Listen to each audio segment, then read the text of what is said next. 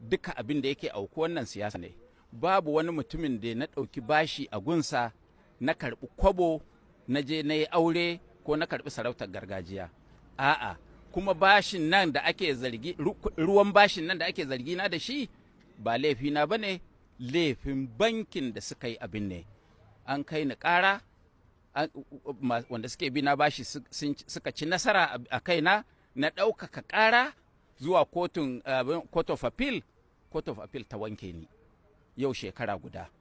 Sai gashi babu notice, babu labari, babu kira gare ni in je gaban kuliya. Sai aka zo cewa dukkan muhalli inda nake ko a ofis ko a gida a inda nake a kwace.